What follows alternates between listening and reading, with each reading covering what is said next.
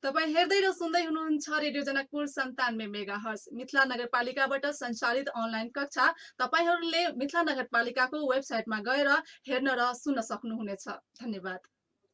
उपस्थित भइसकेका छु। यो जुन क्लास सञ्चालन भइरहेछ रेडियो जनकपुर 97 मेगाहर्जबाट प्रसारण हुने यस कार्यक्रममा सम्पूर्ण भाइ बहिनीहरू पनि आफ्नो तयारीको साथ बसिसक्यो होला भन्दै म स्वागत गर्न चाहन्छु। फेरि पनि सधैँ चाहिँ हामी आज पनि उपस्थित भइसकेका छु। म तिमीहरूको शिक्षक नेपाली शिक्षक कुन्ता पोखरेल तिमीहरूको सामु फेरि आज उपस्थित भइसकेका छु। तिमीहरूलाई स्वागत गर्दै अब आजको पाठ्यवस्तुलाई म अगाडि बढाउन चाहन्छु। भाइ बहिनीहरू, आज हामीले पढ्नुपर्ने विषय छ। हिजोसम्म हामीले जुन पाठ 1 को व्याख्या पढेका छौँ तिमीहरूलाई एकपल्ट म फेरि स्मरण गर्न चाहे। व्याख्यामा हामीले हिजो पनि भनेका छौँ, व्याख्या गर्दाखेरि सबैभन्दा पहिले हामीले के जान्नुपर्ने आवश्यकता छ त? व्याख्या गर्दा सबैभन्दा पहिले कहाँबाट र कसरी निकालिएको भन्ने कुरा जान्नु पर्यो। त्यस पछाडि हामीले सामान्य लेखकको परिचय जान्नुपर्ने छ। त्यसपछि आउने उसमा हामीले व्याख्यांश, त्यो जुन अंश छ कवितामा हामीलाई दिएको अथवा कथामा निबन्धमा दिएको प्रश्न छ, त्यसलाई के भनिन्छ?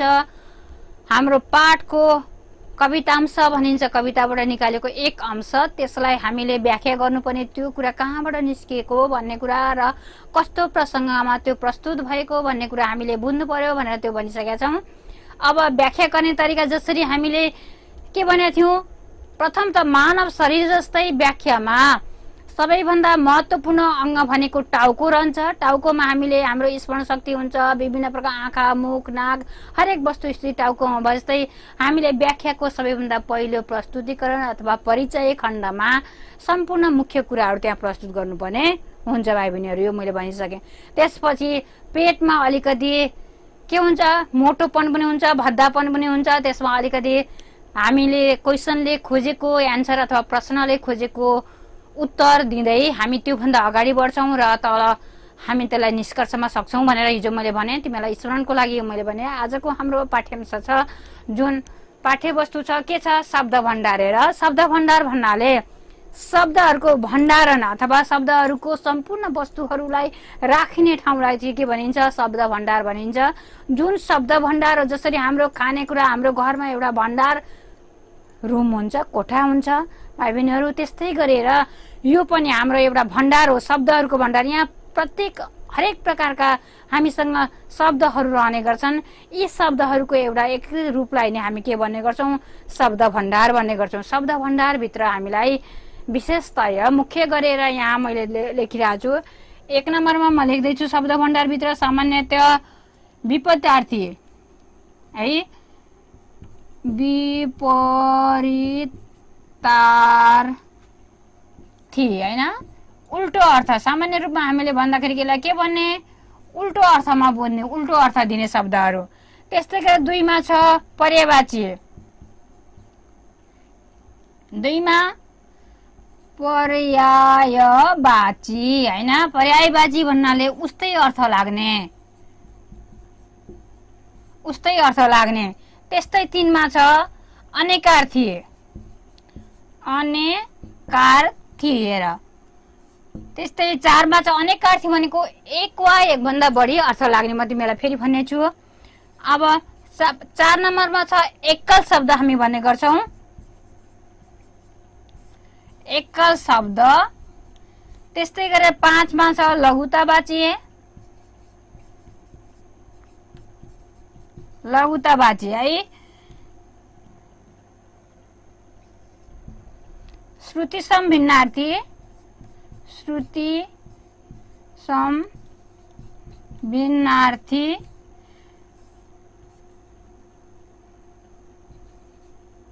भिन्नार्थी हैन। 7 मा गएर हामीले अहिले समावेशक र समावेश्य भन्ने शब्दहरू हामी पढ्दैछौँ। योभन्दा अगाडिको हाम्रो पाठ्यवस्तुमा यो कुराहरू थिएन। अहिलेको विषयमा चाहिँ विशेष गरेर समावेश्य र समावेशक भनेर पनि दिएको छ। समावेशक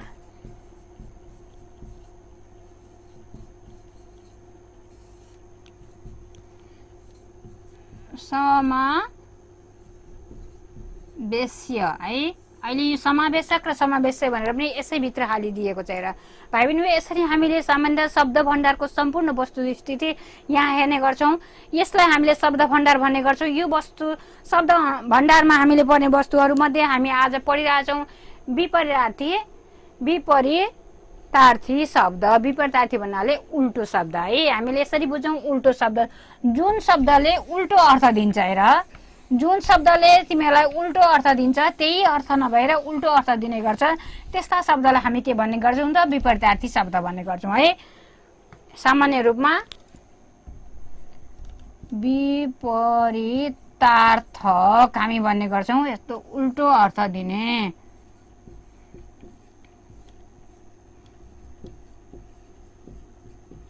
अर्थ होइन। अब हेर उल्टो शब्द उल्टो अर्थ भन्नाले सामान्य रूपमा त्यो शब्दको सामान्य वस्तुहरूको पनि विपरीतार्थी उल्टो अर्थ हामी बुझाउँछौँ अथवा उल्टो अर्थ बुझ्छौँ, त्यस्ता शब्दलाई हामी के भन्छौँ? विपरीतार्थी शब्द। जस्तै दिनको रात, बिहानको साँझ होइन, हिजोको आज, भोलिको हामी पर्सि, यसरी शब्दहरू भन्ने गर्छौँ। नयाँको पुरानो होइन, नयाँको पुरानो, खुलाको बन्द होइन, यी शब्दहरू हामी उल्टा शब्दहरूभित्र पर्दछन्। यी शब्दहरू हामीलाई अभ्यास दिएको छ बुकमा। हेर अभ्यासमा हामीलाई त्यही कुराहरू दिएको छ जुन दिएको छ। इज्जत, खुला, स्वर्ग, चढ्न, पवित्र, बन्द, ओर्लन, शान्ति, बेइज्जत, नरक, अपवित्र, यी शब्दहरूलाई हामीले के गर्नुपर्ने छ? उल्टो अर्थ खोज्नु पर्नेछ। त्यसको जस्तै उल्टो अर्थ के हो त भन्ने कुरा खोज्नु पर्यो भनेपछि हामीले जस्तै छ खुला छ हामीलाई दिएको क्वेसन प्रश्न। हेर खुला शब्द दिएको छ। यो शब्दको हामीले के गर्नु पर्यो त? उल्टो अर्थ लेख्दाखेरि बन्द होइन, बन्द होइन। पवित्र दिएछ। हेर पवित्र शब्द दिएछ, यसको के गर्नु पर्यो? अपवित्र। अब अपवित्र होइन। त्यस्तै गरेर इज्जत, बेइज्जत होइन। इज्जत शब्द दिएछ, हामी लेख्छौँ बेइज्जत। इज्जत भनेको हामीलाई यसको अर्थ त सामान्य रूपमा थाहा छँदैछ। खुल्ला भनेको फ्री रूपमा स्वतन्त्र रूपमा रहने। यसलाई बन्द भन्नाले कुनै पनि शब्दभित्र अथवा कुनै पनि कोठाभित्र बन्द गरिने शब्द भन्ने बुझ्यौँ। पवित्र भन्नाले सफा, सुन्दर होइन, स्वच्छ, शुद्ध, हामी यसलाई पवित्र भन्यौँ। यतिकै पनि यस्ता शब्दहरू हाम्रो पवित्र, त्यसलाई अपवित्र, अशुद्ध होइन। इज्जत, बेइज्जत होइन, मान, सम्मान होइन, ती शब्दहरू जस्तै छ। शान्ति छ, अशान्ति होइन, शान्ति छ शब्द होइन, त्यसलाई हामी के गर्ने? अशान्ति होइन, अशान्ति। यसरी हामीले अशान्ति। त्यस्तै गरेर नयाँको पुरानो,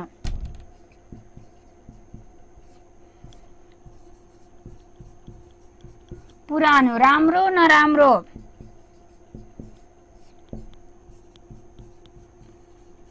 नराम्रो होइन, राम्रो नराम्रो। त्यस्तै गरेर छ राम्रो नराम्रो,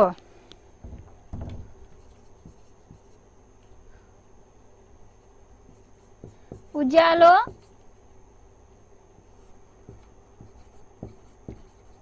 अँध्यारो होइन, दिन रात, भित्र बाहिर, शान्ति अशान्ति होइन, नयाँ पुरानो। यस्तै शब्दहरू हामीसँग धेरै शब्दहरू छन्। यस्ता शब्दहरू जुन हामी चढ्न ओर्लन भन्छौँ। माथि चढ्नु, तल ओर्लनु होइन, चढ्न ओर्लन, भित्र बाहिर, लेक बेसी होइन, गर्मी जाडो, बाक्लो पतलो होइन। यी शब्दहरू हामीसँग धेरै शब्दहरू छन् जुनको हामी उल्टो अर्थहरू के गर्ने गर्छौँ? भन्ने गर्छौँ। यस्ता शब्दलाई हामी विपरीतार्थी शब्द अथवा उल्टो शब्द भनेर भन्ने गरिन्छ। यस्तो शब्दहरू तिमीहरूको प्रश्नमा सोधिने क्वेसनहरू, जस्तै हामीले ग्रेड पढ्नुपर्ने हुन्छ सबैभन्दा पहिले।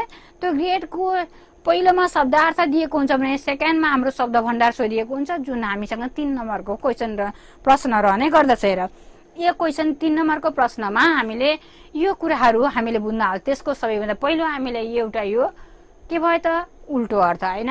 उल्टो अर्थ दिने शब्दहरूमा हामीले त्यसलाई के भन्यौं त पर्यायवाची शब्द नभनेर पर्यायवाची शब्द उस्तै अर्थ हो भने यो विपरीतार्थी शब्द के भयो त उल्टो अर्थ दिने शब्द भयो। बुझ्यौ? अब यसपछि हामी अर्को शब्द भण्डारमा जाउँ। यो हामीले सामान्य रूपमा बुझ्यौँ होला भाइ बहिनीहरू।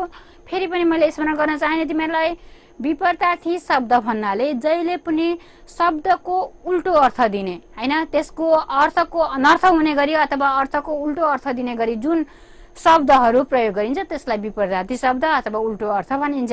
यो शब्द भण्डारको सबैभन्दा सुरुको के भयो?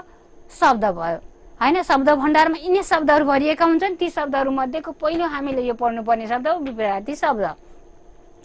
हामीलाई अर्को छ अब पर्यायवाची शब्द। हेर, यो विपरीत शब्दमा हामीले उल्टो अर्थ दिने सामान्य रूपमा हामी बुझ्न सक्छौं। दिन रात, राम्रो नराम्रो, उज्यालो अँध्यारो, भित्र बाहिर हैन, पवित्र अपवित्र हैन, नयाँ पुरानो हैन, नूतन पनि भन्न सकिन्छ। यी शब्दहरू हामीले पाइसक्यौं। अब हामी यो बुझ्न सक्ने भयौं। अब यस पछाडि छ हाम्रो पर्यायवाची शब्द। हेर भाइ बहिनीहरू, पर्यायवाची शब्दमा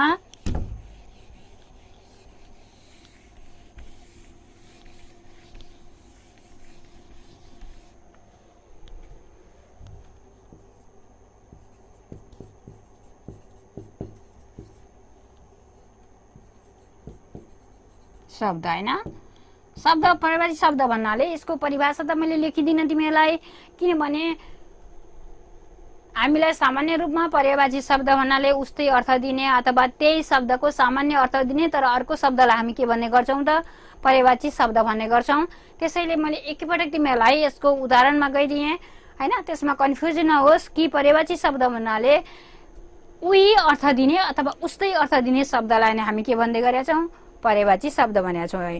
पर्यायवाची शब्द भन्नाले जुन शब्द छ त्यसको उस्तै अर्थ दिने शब्दलाई हामी पर्यायवाची शब्द भन्छ। हाम्रो पाठ्य विषयमा दिएको जुन पाठ्य विषयमा दिएको पाठ्यांशहरू छ, अभ्यासहरूमा छ, यी कुराहरू प्रवेश गरिएको छ अथवा हामी पढ्ने क्रममा। हेर भाइ बहिनीहरू, मैले हिजो अस्तिदेखि तिमीहरूलाई भन्दै गरेँ, आज पनि भन्न चाहे के भने हामीले जुन पाठमा जुन व्याकरणहरू छ त्यसलाई पनि कम्प्लिट गर्दै जाउँ र समय बाँकी रहेको अवस्थामा फेरि हामी व्याकरणलाई फेरि पछाडिको शब्दमा अथवा पछाडिको दिनहरूमा हामी के गर्नेछौँ?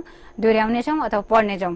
हामीले यहाँ जुन पाठमा जुन व्याकरणहरू पर्छ त्यसलाई हामीले समेट्दै अगाडि बढ्ने प्रयास गरौँ है त। ल हेर, यहाँ भने फेरि छ उस्तै अर्थ दिने। उस्तै अर्थ दिने शब्दहरू भन्नाले के भयो? त्यही शब्द जुन त्यही अर्थ पाइन्छ अथवा उस्तै अर्थ पाइन्छ, सामान्य अर्थ, त्यसको सेम अर्थ लाग्ने तर अर्को शब्द हुन्छ, त्यस्तो शब्दलाई हामी के भन्यौं? पर्यायवाची शब्द भन्यौं है त। हामीले यसरी बुझ्यौं। जस्तै देश, यसमा छ देश हैन, देशको के भयो त? मुलुक। रुख, वृक्ष। लहरा, लहरा लता हैन, लहरा लता। त्यस्तै गरेर हामीलाई त्यस्तै गरेर अन्य छ ध्वनि भनेको के हो त? ध्वनि आवाज, ध्वनि आवाज। त्यस्तै गरेर छ जित, विपत्ति हैन, जित, विपत्ति हैन। जित भनेको विजय, विपत्ति भनेको आपत, आपत हैन। त्यस्तै गरेर खोला, नदी हैन, जंगल, वन हामीलाई अझै पनि छन् हैन। खोला, नदी, जंगल, वन, सूर्य, दिवाकर, आदित्य, दिनाकर,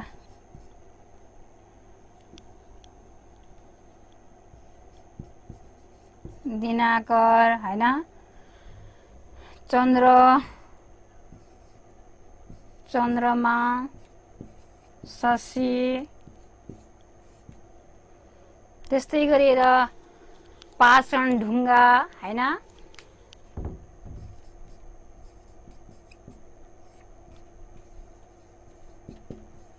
ढुङ्गा हैन, यी आदि शब्दहरू जस्तै यहाँ हेर यिनीहरूको सेम अर्थ तर एउटै अर्थ हो त अर्को अर्थ ठिक छ।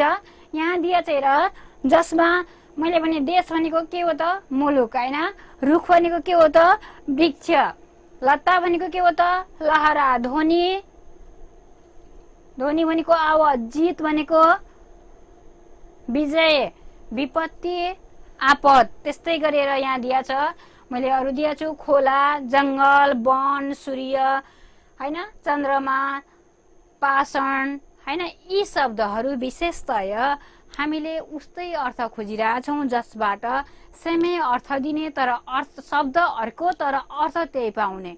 जस्तै सूर्य भन्नाले दिनाकर, रवि, शशी, शशी चन्द्रमा हुनाले शशी हैन, यी जस्तो रवि, सूर्य भन्नाले रवि हामीले सुन्दै गरेका छौँ। जहाँ पुग्दैनन् रवि त्यहाँ पुग्छन् कवि भन्ने हामीले उखान अथवा भनाइहरू सुन्ने गरेका छौँ। जहाँ पुग्दैनन् रवि त्यहाँ पुग्छन् कवि हैन।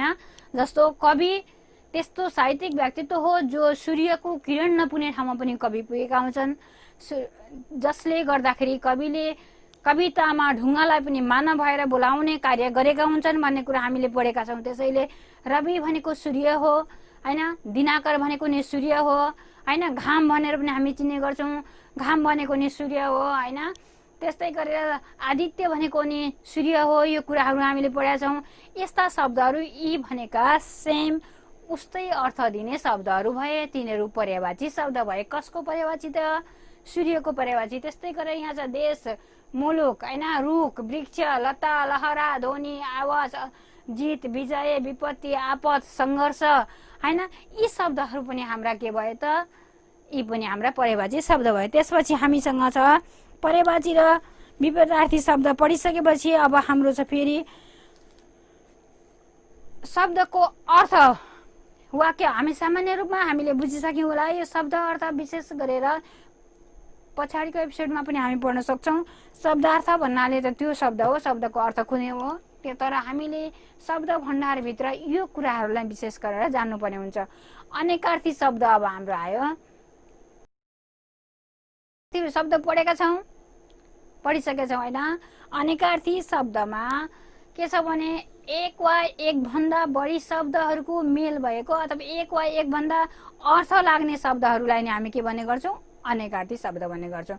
यी शब्दहरूलाई के गर्ने हामी भोलिको एपिसोडमा पढ्नेछौँ। आजलाई हामी के छ भने तलका शब्दको अर्थ खुल्ने गरी वाक्यमा प्रयोग गर भनेर पाठमा अभ्यासमा दिएछ। जस्तै प्यारो, मन्त्र, मान, सङ्गीत, पुर्खा यो छ। हामीले यसलाई पनि वाक्यमा प्रयोग गर्न त हामी सक्षम नै होला होइन। शब्दको वाक्यमा प्रयोग गर्न तिमीहरू इङ्ग्लिस विशेष गरेर इङ्ग्लिसबाट सेन्टेन्स बनाउने पढ्ने गर्छौ, त्यो भन्दा नभएर नेपालीमा वाक्यमा प्रयोग गर्न अझै सजिलो र इजी छ, जसमा दिएको शब्दको अर्थ खुल्ने गरी वाक्यमा प्रयोग गर्न। हामीले वाक्य प्रयोग गर्दा तर यसरी पनि गर्ने गर्छौँ, वाक्यमा सामान्य प्रयोग गरिदिने त्यसको अर्थ लागोस् कि नलागोस्, वाक्यमा प्रयोग भयो भन्ने कुरा हामी सोच्ने गर्छौँ। त्यो होइन, वाक्यमा प्रयोग गर्दा सधैँ के गर्नुपर्ने हुन्छ, त्यो शब्दको अर्थ खुल्नु पर्यो। जुन शब्द दिएको हुन्छ नि त्यो शब्दको चाहिँ हामीलाई के गर्नु पर्यो, अर्थ खुल्ने गरी वाक्यमा प्रयोग गर्नुपर्ने हुन्छ है त। अब यहाँ हेर, अब अर्कोमा छ यी शब्दहरू हामीले बुझिसक्यौँ त। पर्यायवाची शब्द भन्नाले उस्तै शब्द र विपरीतार्थी भन्नाले उल्टो शब्द हामीले बुझ्यौँ त हैन। बुझ्दै आएका छौँ, पढ्दै आएका छौँ, गर्दै आएका छौँ, तैपनि हामी अझै पनि प्रयास गरौँ भाइ बहिनीहरू।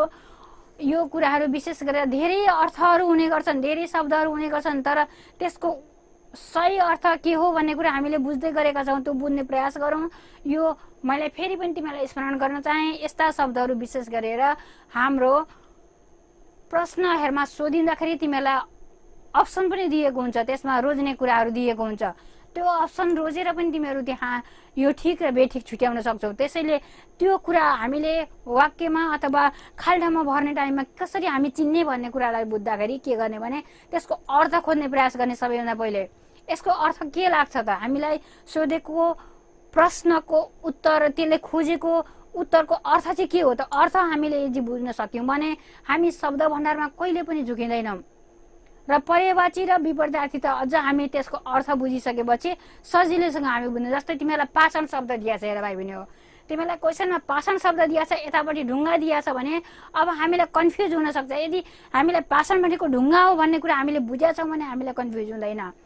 त्यस्तै गरेर सूर्य दिएछ, यतापट्टि दिवाकर दिएछ, आदित्य दिएको छैन। आदित्य हामीलाई थाहा छ तर दिवाकर दिएछ भने हामीलाई थाहा छैन, दिनाकर दिया हुन्छ। ती शब्दहरू दिएका शब्दहरूमा विशेष गरेर हामीले त्यसको अर्थ खोज्ने प्रयास गर्ने। अर्थ यदि बुझ्न सकेनौँ भने हामी वाक्यलाई के गर्न सक्दैनौँ, खाल्ठाउँ भर्न अथवा त्यसको अर्थ लेख्न सक्दैनौँ। त्यसैले जहिले पनि अर्थ खोज्ने प्रयास गर्यो भने कहिले पनि तिमीहरूले के गर्दैनौ, गल्ती गर्न सक्दैनौ। अर्थ खोज्ने चाहिँ तिमीले अवश्य पनि प्रयास गर्ने। जस्तै जङ्गल हामीलाई विशेष गरेर अरुण पनि दिया हुन्छ, अरुण भनेको नि जङ्गल हो, अरुण्य पनि हुन्छ, अरुण्य भनेको नि जङ्गल हो। यी शब्दहरू हामीले अर्थमा पाउन सक्यौँ भने भोलि तिमीलाई पर्यायवाची शब्द दिएको अवस्थामा हामी कन्फ्युज हुँदैनौँ। त्यसैले गर्दाखेरि यी शब्दहरूको अर्थ विशेष गरेर यदि हामीले बुझ्न सकेनौँ भने यादै गर्ने प्रयास गर्ने। विशेष गरेर यादै गरेर पनि हामी त्यसको अर्थलाई अनुमान गरेर पनि अगाडि बढाउन सक्छौँ। त्यसैले भाइ बहिनीहरू, यो जुन मैले लेखाइदियो तिमीहरू बुझ्न सकेनौ भने, यहाँ लेखेको बुझ्न सकेनौ भने पनि तिमीहरूको आफूसँग किताब पनि छ, व्याकरणहरूमा दिएको हुन्छ, त्यो कुराहरू एकपल्ट हेर्ने, मनन गर्ने, नबुझेको कुराहरू फेरि तिमीहरूले सोध्न सक्नेछौ यहाँ, है त। आजलाई अब हामी योभन्दा पछाडिको छ वाक्यमा प्रयोग गर्ने छ, हेर है त।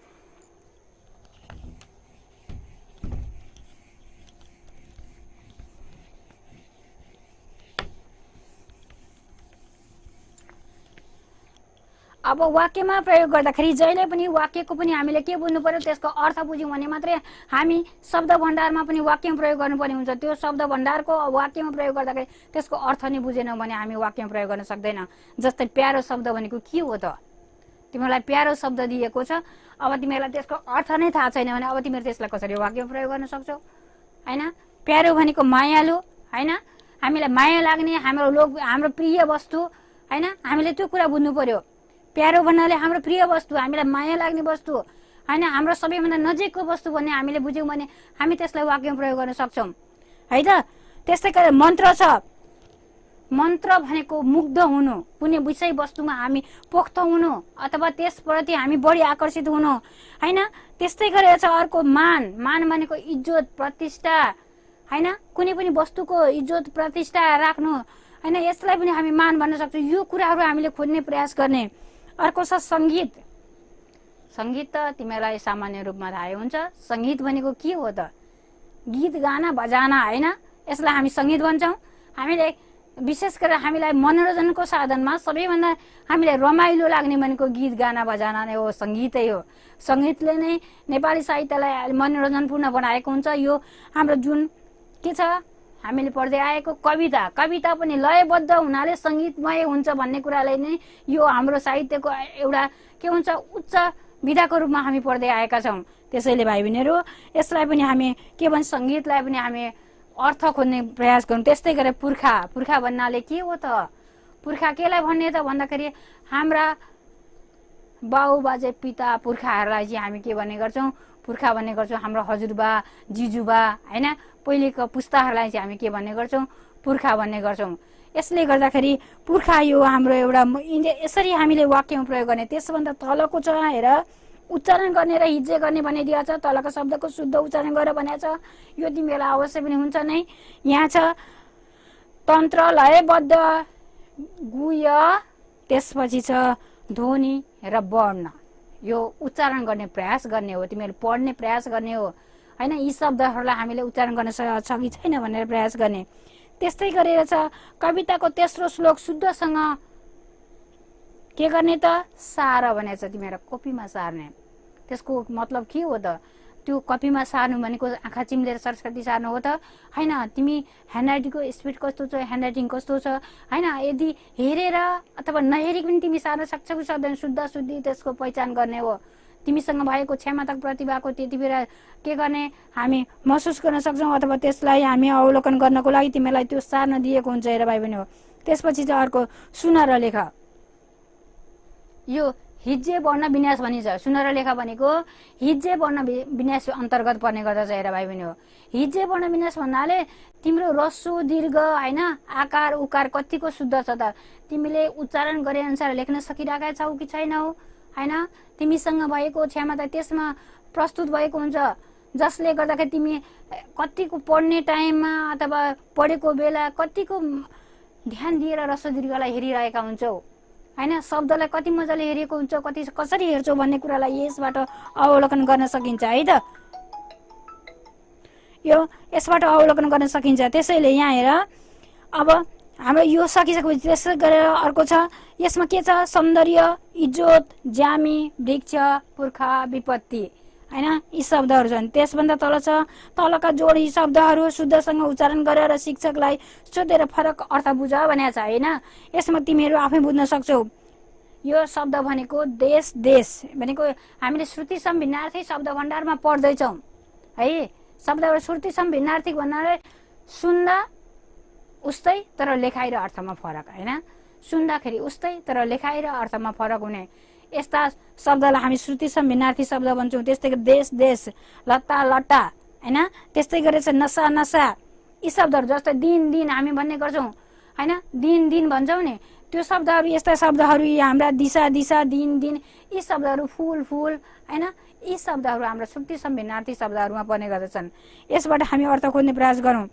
अब योभन्दा पछाडिको एपिसोडमा हाम्रो के छ भने कार्यमूलक व्याकरण छ भाइ बहिनीहरू। यहाँसम्म हामीले सामान्य रूपमा बुझ्यौँ पनि होला, गऱ्यौँ पनि। अब योभन्दा पछाडिको हाम्रो कार्यमूलक व्याकरण छ। भोलिको एपिसोडमा हामी कार्यमूलक व्याकरण पढ्ने प्रयास गर्नेछौँ होइन, पढ्नेछौँ। अवश्य पनि तिमीहरू आफ्नो तयारीको रूपमा अगाडि आउनेछौ। यस रेडियो जनकपुर 97 मेगाहर्टबाट प्रसारण भइरहेको यस कार्यक्रममा तिमीहरू सहज रूपमा बसिसकेका होला हो। तिमीहरूले यो जुन सिक्नुपर्ने कुरा सिकिसकेका होला हो होइन। आजसम्मको यो जुन विषयवस्तु थियो हाम्रो शब्द भण्डारको, मैले पर्यायवाची र विपरीत शब्दहरू तिमीहरूलाई सम्झाएँ। अब योभन्दा पछाडिको एपिसोडमा म फेरि तिमीहरूलाई कार्यमूलक व्याकरणमा लानेछु। भोलिको एपिसोड हाम्रो कार्यमूलक व्याकरण छ, त्यसको लागि तिमीहरू तयारी भएर बस्नेछौ भन्दै आजको यस रेडियो जनकपुर 97 मेगाहर्टबाट प्रसारण भइरहेको यस कार्यक्रमबाट म बिदा हुन चाहन्छु। धन्यवाद।